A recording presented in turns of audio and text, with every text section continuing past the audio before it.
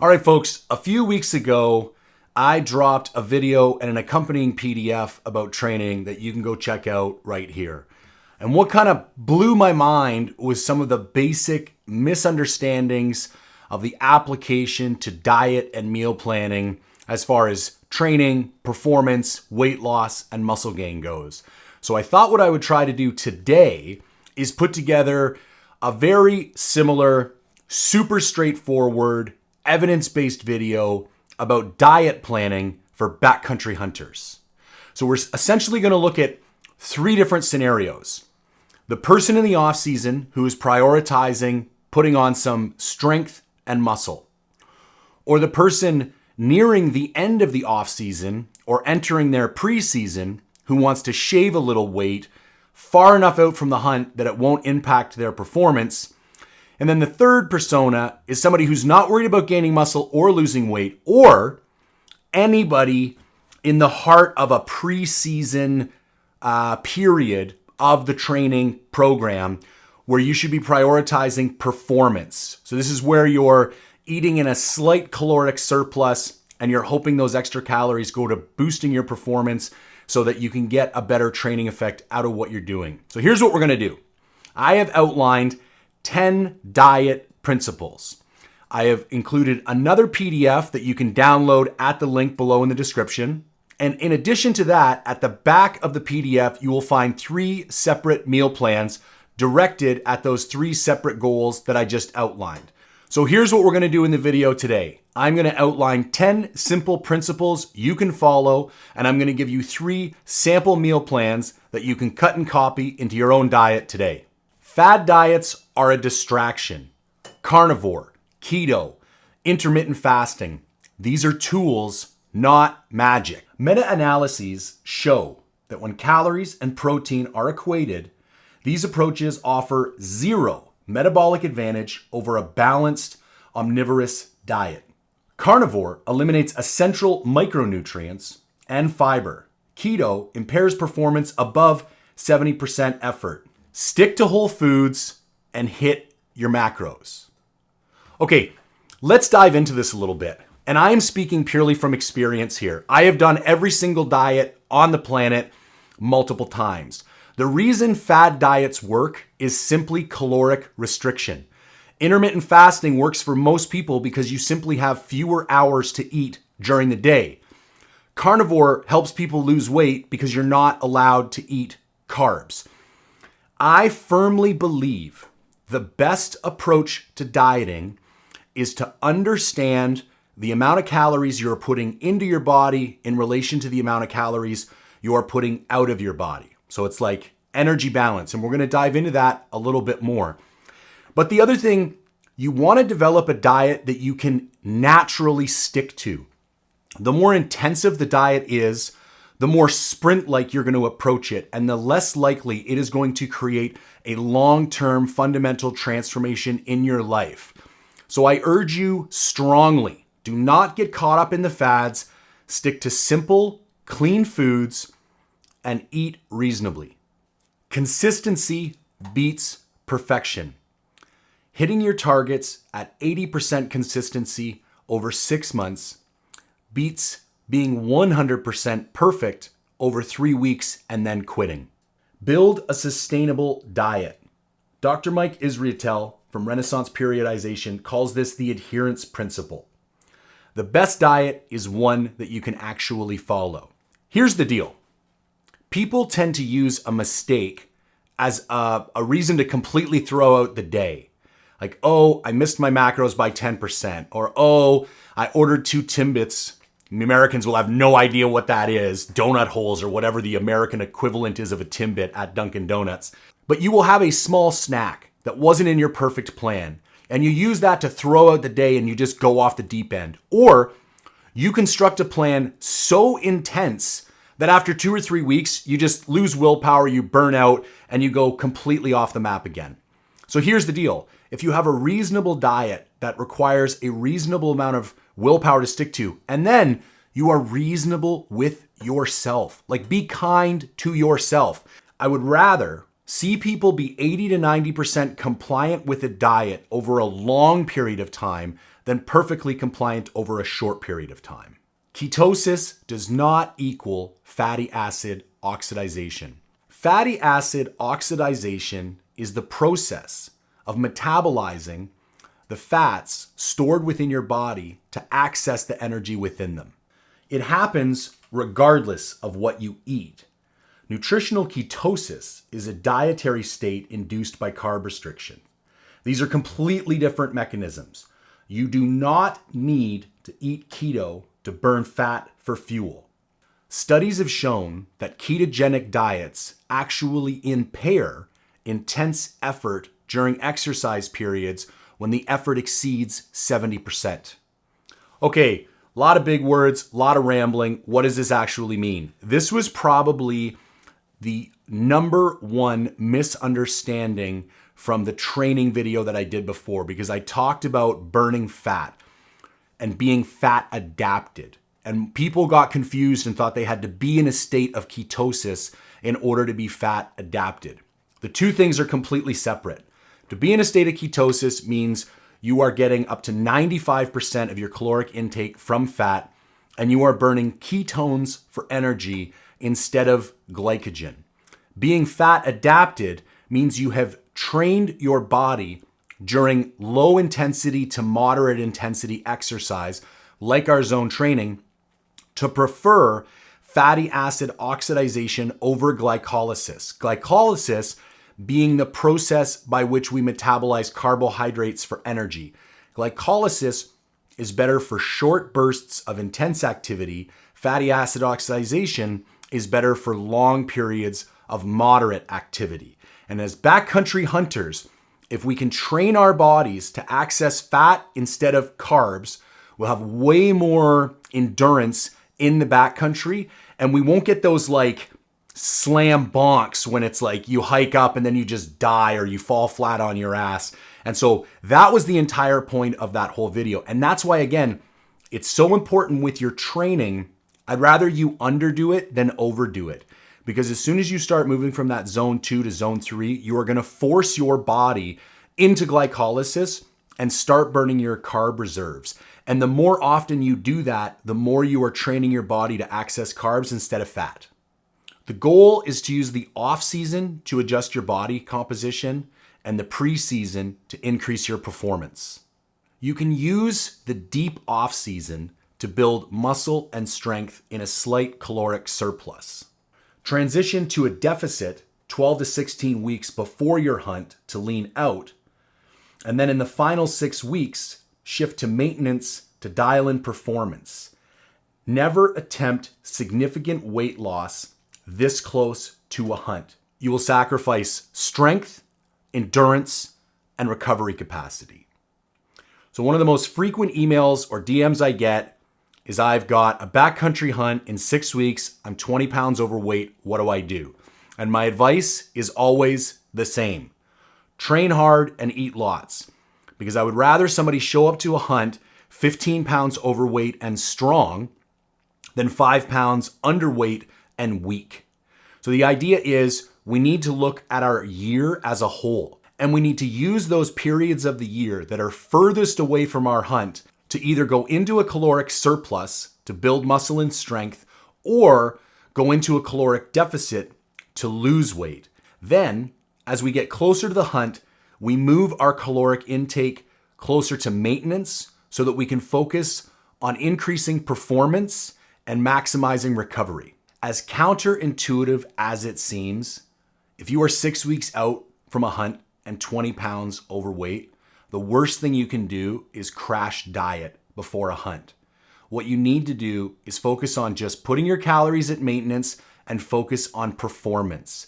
Because crash dieting right before a hunt is going to impede your recovery and your cognitive ability when you're out on the hunt. So as hard as it is, you already missed the mark. Live with the extra couple pounds and focus on performance. I'm so confident that I've crafted the best performing sock for backcountry hunters that's available on the market today, that I've put together the most insane giveaway I have ever done. And this is not one of those giveaways that you see from everybody else where they went and convinced a bunch of other companies to give stuff. This is me giving directly to you.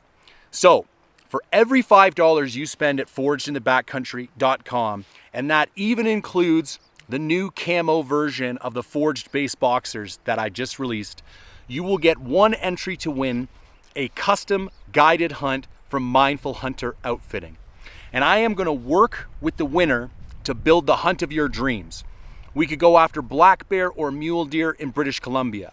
We could go chase mule deer with our bows in Alberta, or we could go to my leases in Mexico and hunt coos deer in the rut with a rifle. I am extremely passionate about delivering phenomenal gear to backcountry hunters. And I truly believe that with the Forged Base Series socks, I have brought something unique and new to the market. I feel very strongly that you're gonna love this product, and I cannot wait to share the hunt of a lifetime with one lucky winner. Good luck. Thermodynamics rules weight loss. Weight loss occurs when your energy expenditure exceeds your caloric input. No diet, carnivore, keto, or fasting defies the laws of thermodynamics. A 500 calorie deficit creates approximately 1 pound of weight loss per week. The same rule applies in reverse for mass gain. Measure everything every day if you're not getting results. The Hawthorne effect is real. The things you measure will improve. At the end of the day, you need your caloric output to exceed your caloric input if you want to lose weight, and you need your caloric input to exceed your caloric output if you want to put weight on. Guys will say, I'm eating tons, but I'm not putting any weight on, or I'm starving myself, but I'm not losing any weight. Until you start tracking every single thing that you're putting into your body, you don't have any data to back that up. And I would hazard to guess that if you actually had those people who are making those excuses track every single calorie, they would realize that they are not even anywhere close to the surplus or the deficit that they think they are. Willpower is a finite resource. Everybody, and I mean everybody, have times of day when their cravings spike and their willpower fades. Don't fight your natural patterns. Engineer around them. Push breakfast back and start the day with a high protein shake to bank calories for later. A late night Ninja Creamy protein dessert beats a bag of chips. Build a diet that works with your psychology, not against it. So a lot of what I just mentioned comes from my own personal experience. So I'm a late night snacker. I do most of my creative and effortful work during the day. So by the time 7, 8, 9 p.m. rolls around, I don't have a lot of willpower left in the tank. So I specifically engineer my day so I don't have to exert a lot of willpower in the evenings. I wake up early in the morning, I get all my work done, I do not consume a ton of calories before 11 or 12. I normally start my day with a protein shake and only have black coffee when I get up. That way, when I get later on into the evening, I have more calories banked so I can eat a little bit more food.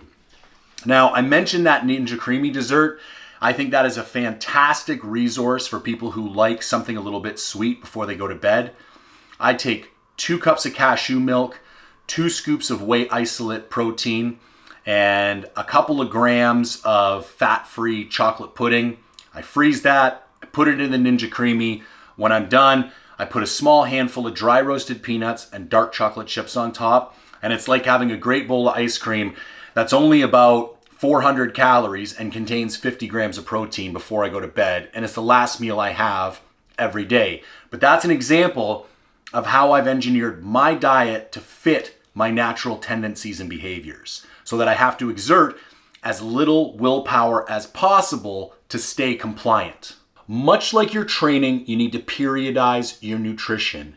You cannot optimally build muscle and lose fat simultaneously. Choose one goal per phase. Deep off-season, slight surplus for hypertrophy. Pre-season, slight deficit to lean out. You want to arrive at the trailhead, light, lean, and conditioned, not in the middle of a bulk or a cut. So one of the things that I learned from bodybuilding is that if you actually want to put on muscle, you have to be willing to put on some fat.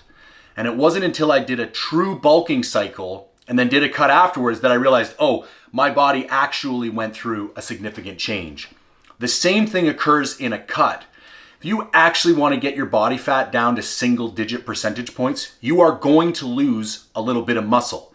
And so you have to sacrifice some things or compromise in order to reach your goals. What you can't do is both of these things at the same time. So you need to decide based on where you're at. Are you a pretty strong dude who's 20 pounds overweight? Don't even worry about a bulk. Use your off season to slowly reduce calories and shave some pounds. If you're already a pretty lean guy with a six pack, but you can barely bench one plate, then I would use your off season to prioritize adding some strength and size. All right, folks, let's wrap this up. Hydration and electrolytes are non-negotiable. Sodium, magnesium, and potassium are all heavily depleted during periods of high activity. Even mild dehydration, such as 2% body weight loss, measurably impairs both physical and cognitive performance. For mountain hunters, this is a safety issue, not just a performance issue. So here's my approach to this. When I am in the mountains, I try and drink a minimum of 3 liters of water per day. Now, on some sheep and goat hunts in particular, that's just not possible. However, that's my goal. And in each of those, I put in 1 packet of LMNT. That's my favorite kind of flavor watering and electrolyte product that I use on a regular basis. I will be completely honest with you. When I'm at home, I am not as disciplined with my water intake as I could be. I have one little trick that I try to do. After I have my first coffee in the morning, I force myself to either drink 1 liter of water with a packet of LMNT, or I have half a liter water that I heat up in a kettle and I pour one of those chocolate caramel LMNTs into. It serves as a hot drink, almost like a second coffee, but I will force myself to drink one of those before I allow myself to have a second cup of coffee. I'm a coffee guy. I love coffee. So I find if I use coffee as the carrot on the end of the stick, it kind of forces me to hydrate myself. When I'm training at the gym regular or doing lots of cardio, I find it helps me push through more water. And when I'm rucking a lot, it also helps me push through more water. But I would say the 2 toughest times are in cold weather and when I'm just at home working in the office. That's when I tend to get the most dehydrated. So do your best to stay hydrated. And remember, when you're sweating, you are sweating out electrolytes. So it is not enough to just put back in pure water. You need to add sodium, magnesium, and potassium back in at the same time. When it comes to diet construction, protein is the anchor. I like to target at least 1 gram per pound of lean body mass. This protects muscle during a deficit and drives hypertrophy during a surplus. A 2022 meta-analysis of 105 studies confirmed that at least 1.6 grams per kilogram per day is the threshold for maximizing lean mass gains in resistance-trained adults. So as I mentioned at the beginning there, and we'll get into the sample meal plans in a second, I'm 230 pounds, probably 15% body fat. Let's just call that an even 30 pounds of fat, 200 pounds of lean mass. So the anchor of my meal planning is 200 grams of protein per day, which I achieve through a combination of lean meats, shakes, and dairy. And for shakes, I always stick to a whey protein isolate. I find this digests much quicker. One of the tips, as I mentioned in another one of the principles, is that I tend to not eat in the morning. And typically the first thing I have in the day is a 50-gram protein shake. So 2 scoops of protein. I'll normally have that around 10 o'clock. I just have it by itself. I might actually mix it with a little coconut water. Aids in hydration, and it also aids in the flavor. My favorite protein is the Allmax Isoflex in chocolate peanut butter flavor. Been eating that stuff for 10 years and I never get sick of the flavor. So now I've already got 50 grams in me. Now I look at the rest of my day. I'm like, how am I going to get another 150 grams? I always have my creamy before I go to bed. That's another 2 scoops of whey protein isolate. So that's 100 grams. Now I need 100 grams throughout the rest of my day. I typically only have 2 other meals. I tend to have a really late lunch, maybe 2 o'clock in the afternoon, and then I won't have dinner until about 7 p.m. So in each of those meals, I am targeting 50 grams of protein through whole foods. Some people would say that's too much protein to get from whey protein isolate. I wouldn't necessarily disagree with them, but it also fits my lifestyle right now. I'm extremely busy, and I'd rather hit the 200 grams through imperfect methods than not hit my goal through perfect methods. This goes back to that principle earlier that consistency beats perfection. I'd rather hit my 200 grams every day and have it come from somewhat substandard sources than only hit 150 grams of protein some days because I'm too busy to get in 3 or 4 whole food meals. All right, final one. Fat is essential, but it is not a superfuel. Dietary fat is essential for hormone regulation, joint health, and fat-soluble vitamins such as A, D, E, and K. You should be targeting anywhere from 25 to 30% of your daily calories from healthy fats. Consuming excess fat does not make you a better endurance athlete. It just adds calories. For the most part, when I'm designing my diets, I lock in the amount of protein, I lock in the amount of fat, and then I adjust carbs in order to hit whatever goals I may have. Bring carbs up if I'm trying to put on mass, bring carbs down if I'm trying to lose fat. So this is somewhat counterintuitive, but fat is the only macronutrient. Remember, we have proteins, carbohydrates, and fats. Those are our 3 macronutrients. Fat is the only macronutrient that is absolutely critical for survival. You could have a diet with basically 0 carbs or another diet with basically 0 protein and still survive. However, if you try and have a diet with 0 fat, you cannot survive. Basic metabolic processes, even the manufacturing of testosterone within your body, which for males is absolutely critical, is driven by the absorption of healthy fat, creating cholesterol, releasing certain enzymes. There's a whole host of effects that are not possible to occur within your body without consuming enough healthy fat. Eggs, avocados, extra virgin olive oil. There's lots of great places to get healthy fats from. All right, folks. There's your 10 principles. Let's just run through them real quick from the top. Fad diets are a distraction. Consistency beats perfection.